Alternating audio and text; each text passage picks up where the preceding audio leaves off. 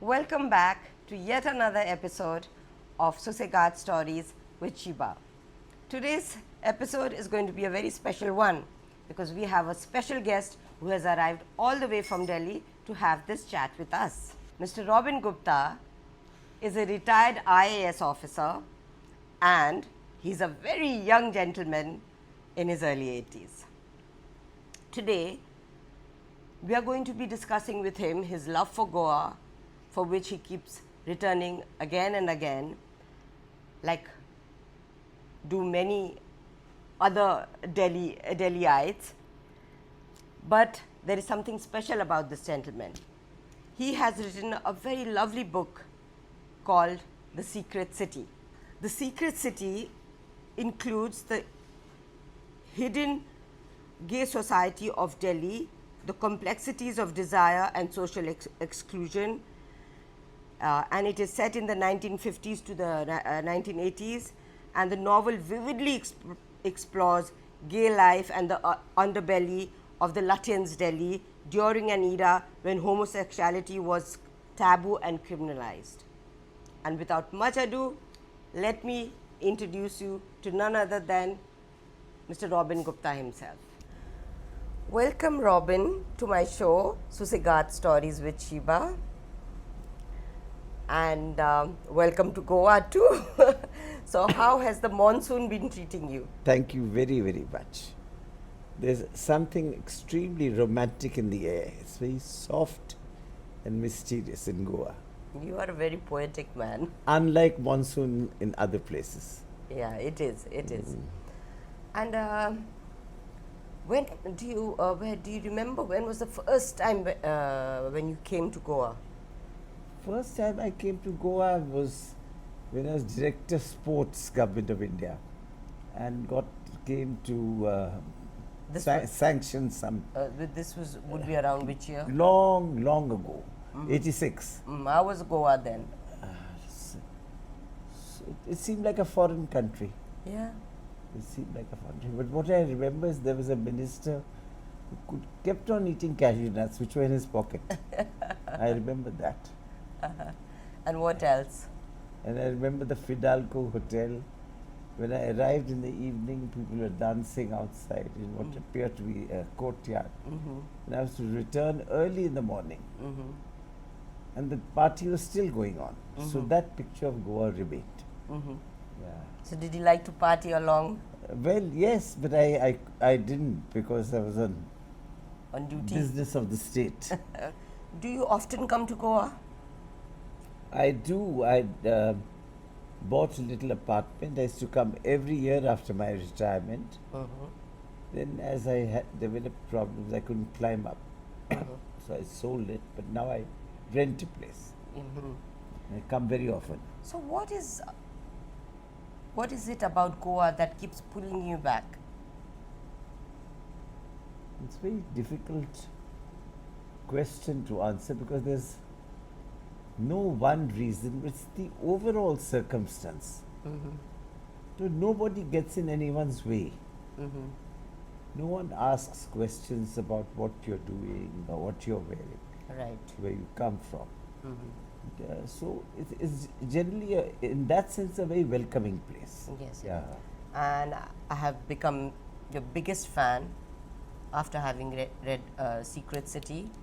And for those who have not read Secret City, let me tell you the key points of Secret City. Secret City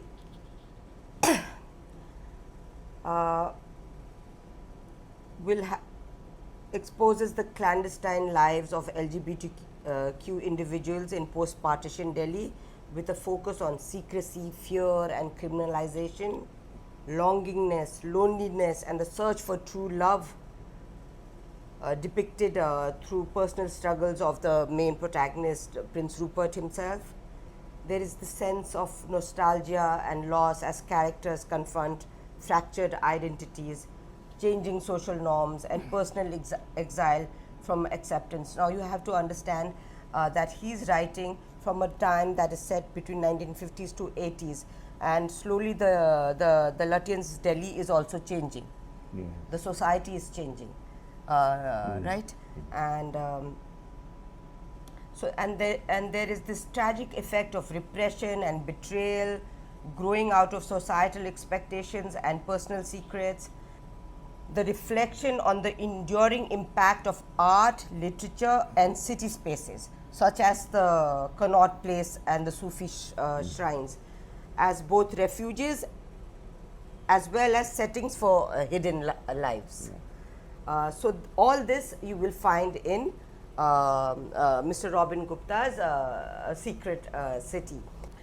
But before I start talking about your novel, I want to ask you one very pertinent question, Robin. Why did you never marry? No, in fact, I did, but it never worked out. But then there was many opportunities after that life must have thrown at you. Why did you not grab onto them and prefer to stay a bachelor? But two reasons. One reason was that my determination not to share my life with anyone.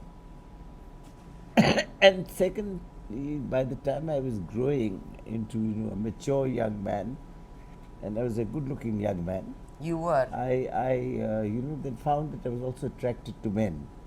So I wasn't willing to marry this or that. I channelized my energy into literature, like that.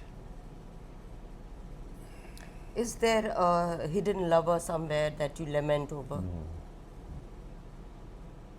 Hidden lover, you mean as in my life? In your life? Yes, long back, long back. That is at the start of my career. Yeah. And this particular person, where would he be now in his life? Strangely, he's also bedridden like me. What inspired you to write about the queer underbelly of the 1950s, 80s Delhi, and mainly the Lutyens' Delhi specifically? Well, I lived in Lutyens' Delhi, which I still do, and close to me there was a Prince Rupert. And there were many people of similar backgrounds, the princes, the ICS, the King's Commission Indian Army officers, children, all the hee-haw types. So many of them were gay, and without knowing what they were. And they would all gather in the house of Prince Rupert, which still stands there. No, I think it's been moved down. Huge big house, palace. Whereabouts was this? Where would it be if it was? Sikandra Road, number 1. Okay. And he was done out of that house by the Suris, after whom this Lalit Hotel is named. Okay. So, since he was alone and his mother had married the cousin, and his own mother had been poisoned, he lived alone in this huge mansion and servants. It was a very fantastic atmosphere with turbaned servants and Silver cutlery, all that. gloved waiters. Yeah, gloved waiters and all that. So he lived alone, but a fatal attraction for men, for boys, men, and mostly athletic men, even in the Greek form. And he was himself a painter. So then he gathered around him many people, and there are many names you would know which I wouldn't like to disclose even. But that was the Delhi of that time. So he used to hold this court. Yeah, hold a court, yes, very well put. And the a salon. Salon. And who's who of Delhi would arrive there? Yeah. What was the discussions about? What was the most One discuss was, topics you know, the in those damnation of democracy. mhm, Everyone would be making fun of what was happening, the changes, the changes. which they couldn't accept. And many people got drunk and started breaking glasses. Yeah. So it was like that. And then, of course, they were discussing painting and art. Rudolf Nureyev and Nijinsky and Wow. Pavlova and, you know, and then Begum Akhtar herself arrived there Oh wow. to sing. Uh-huh. Yeah, she sang there. Oh lovely.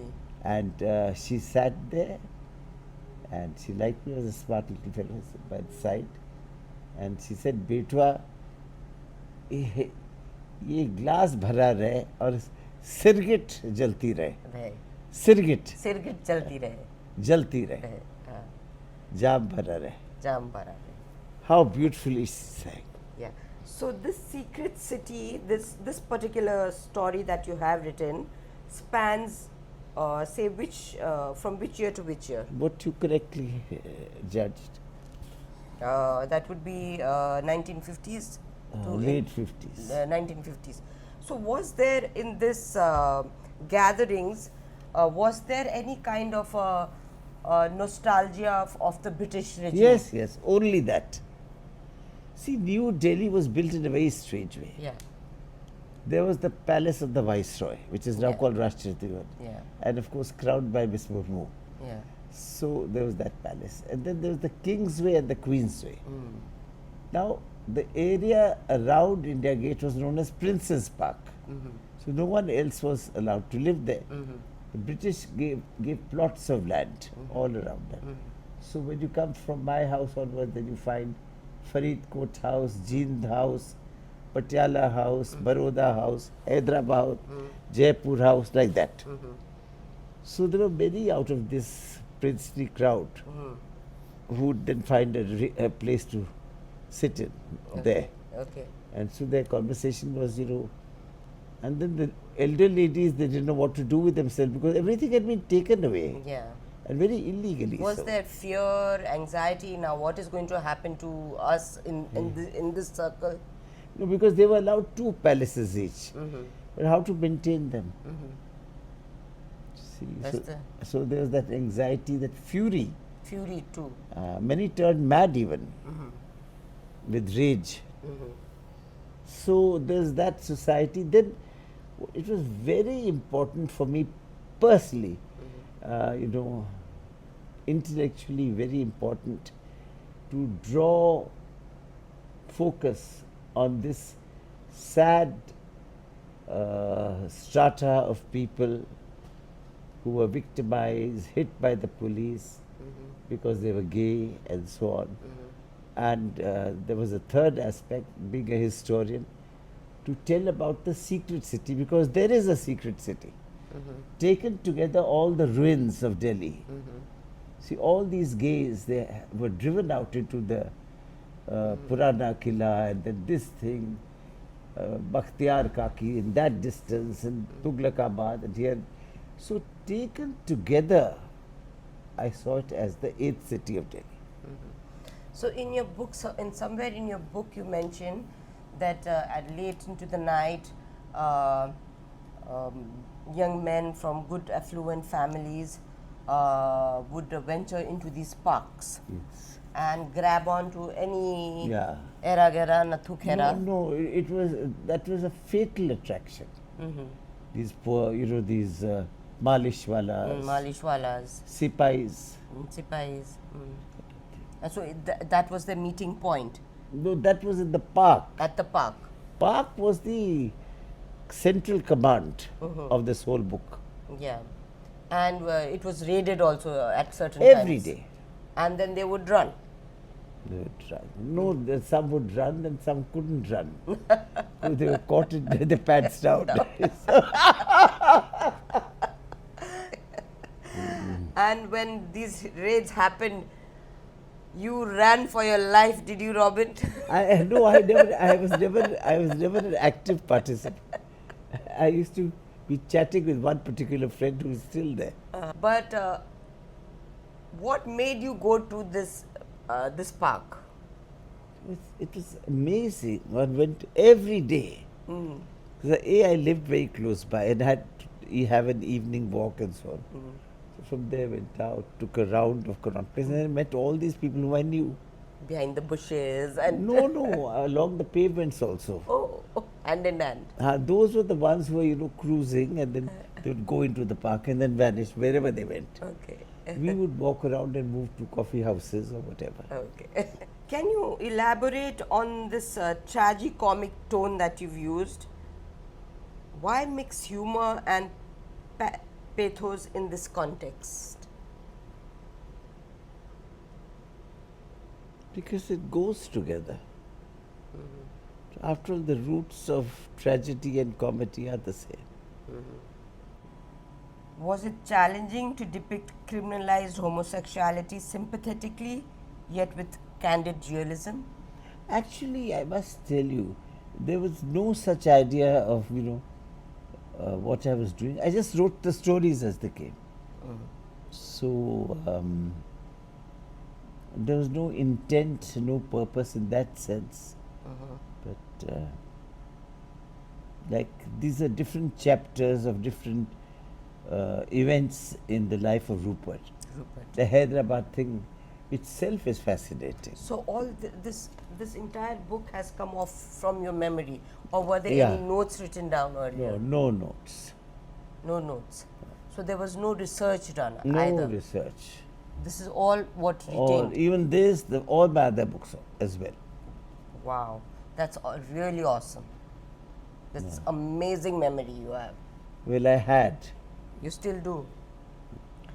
How does the legacy of British colonialism feature in the characters' lives and, the legal, social constraints? We were all very westernized people. And all disliked democracy thoroughly. Thoroughly. Because it came to us as very crude. Yeah. I mean, the form that it took in India. You're not happy about the independence. Today, no, we weren't happy then, and Then. I'm not happy now. No. Because I think You still want the Britishers to rule us. no, not the Britishers, not the You Britishers. felt that it was better off. India was As it better was off then. They were very good administrators, and they were very good friends. Very, very good friends. It was not char baatein hongi or char raatein hongi, nothing like that. It is almost, if you look at the Google, which is that is the modern research engine, you find almost a large number of artists throughout history who have been gay or partly gay. That is because of their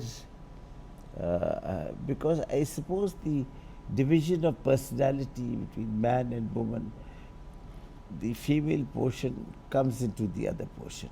I think that is the reason. Yeah, I think that is. That is the reason. There are many, like that great actor, Montgomery Clift. He really wanted to marry Elizabeth Taylor, who loved him. But he just couldn't. He tried his best. They couldn't make love. These are the.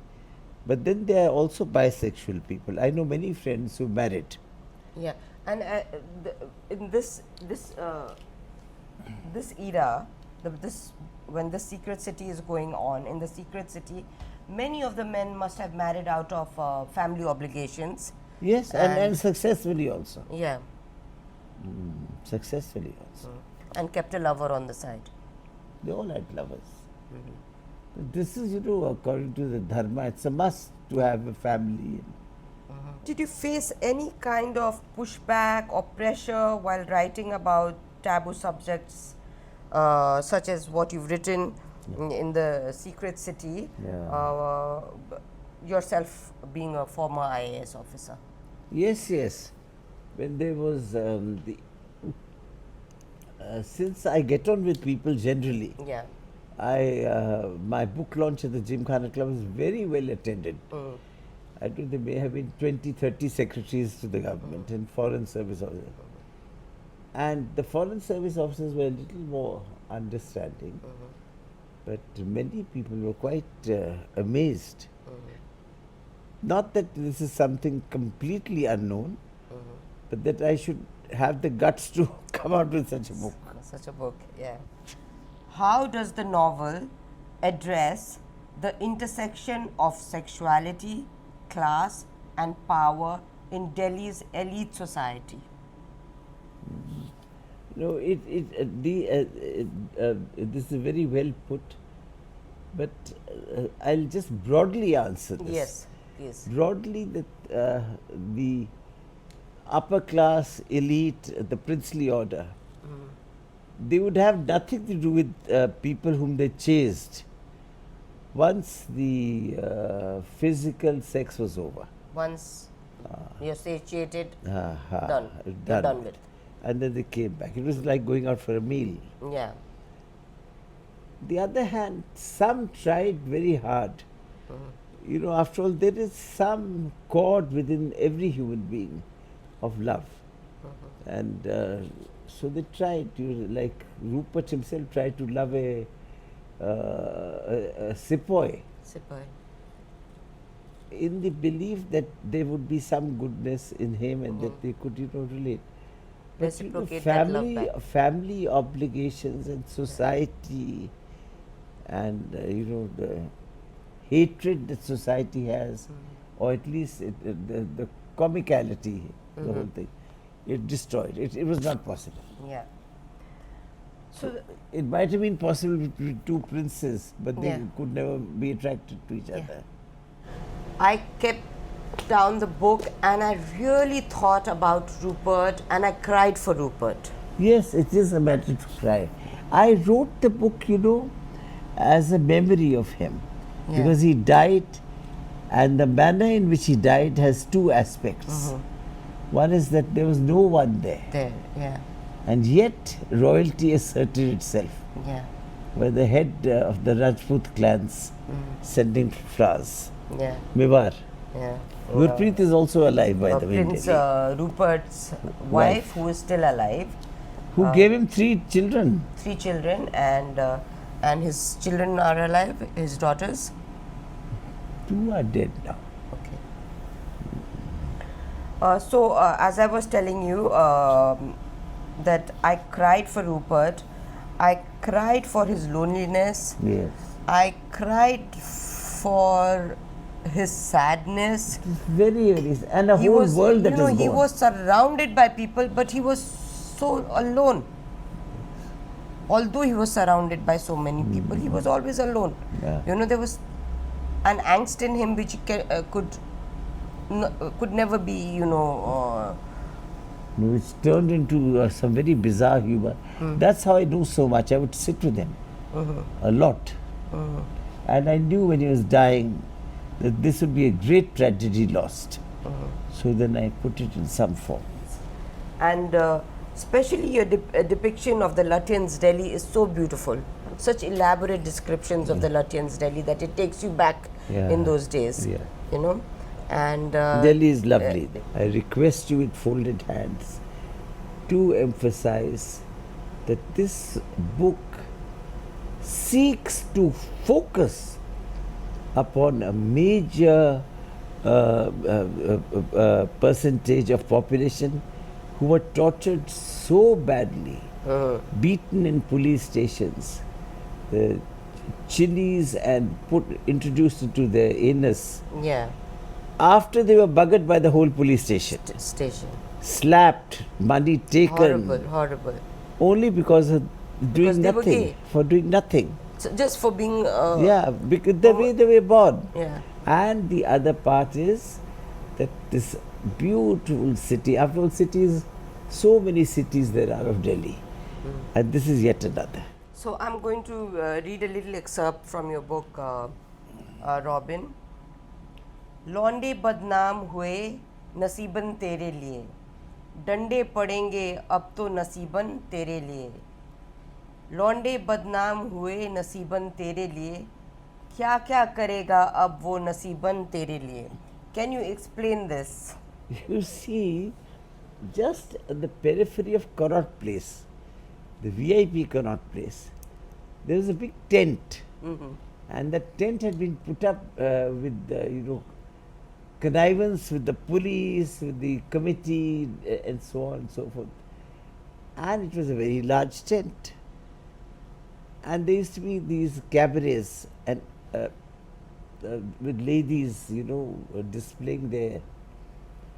And all the men gathered there. And it was a big dichotomy. They gathered there to see this nude lady, but were looking out for each other. So, on the pretext of all this dance going on, Yeah, dance going on. so there was the homosexuals were seeking and- their own partners there. Particularly the Afghans. Okay. You see, it was a great cruising place. So, apart from the Afghans and the Indians, Indians weren't bothered about. They looked so bad. so what kind of crowd went to these tents? The same very crowd. Londe badnaam hue. They were all the princes. Okay. And they would have huge drinks and no frills, nothing. And suddenly at 12, dun dun dun dun dun, the lady would come down nude, putting one of her legs forward to better display herself. And there were rounds and rounds of clapping and drinking. Now, once it so happened that they had not paid the police and the committee enough money. So suddenly there was police at the door. Would you believe within 20 minutes the tent vanished? It was all wrapped up. And wrapped up because they were quite used to being beaten and kicked. You see, the whole thing, you could see to the other side of Delhi, always there were 12, 14 tongas, horse-drawn tongas lined up. And what kind of atrocities just were told done to you. these people who were caught in? You're tied to pillars. Mhm. Can you imagine that? When you come to Delhi next time, give me more time. I'm a historian of Delhi. It's my subject, architecture. Go round and round. You see, Karot Place. There are these. All the police stations are like Greek temples. Lovely columns and so on. Yeah. So these people were tied to those things, and it got a danda up their hole. And after it had got mirchi, lal mirchi. They would put lal mirchi inside their rectum. Yeah, right. Can you imagine? And would they be raped too? Before that. Raped by the policemen Yeah, themselves? yeah. Slapped, kicked, treated like dirt. I mean, what was the process of balancing fictional storytelling with historical accuracy while writing this novel? It's an absolutely true story. All the stories here are true. And you'll be surprised. Historically, I just had to change the name of the state of which Rupert was the Maharaj Kumar. In many cases, I have not changed the names at all. So, the secret city could also be called a memoir of Rupert. Yes. Are there any messages about resilience or hope you intended to send through your characters' journeys? That life can be very, very rich once one recognizes one's nature. If you try to hide it, then it will be tragic. So that is one message.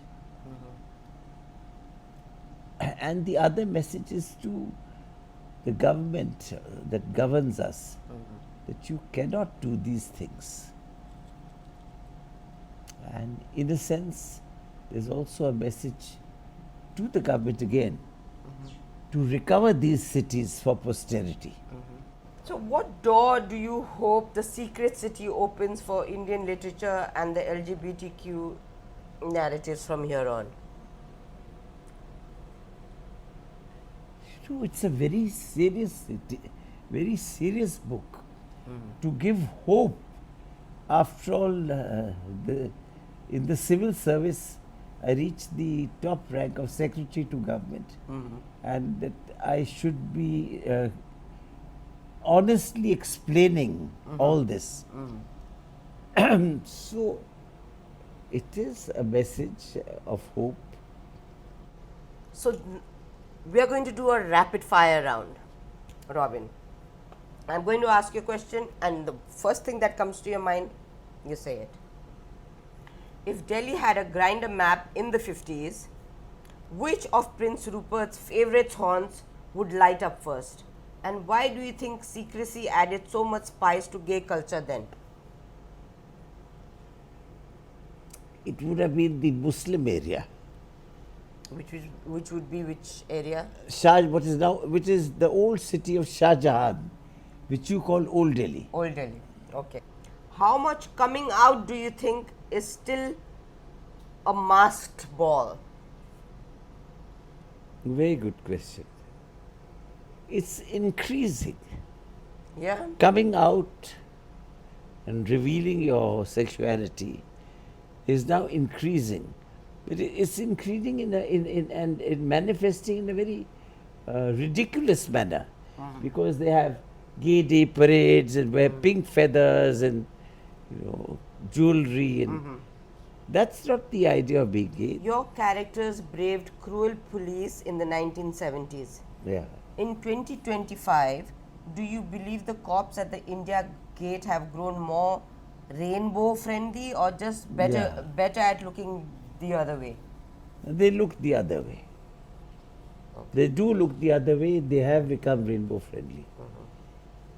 And many of them have become active participants as well. Next question. The Maharajas lost their thrones, but did Delhi's gay elite simply move their court to Khan Market cafes and Instagram? Yes.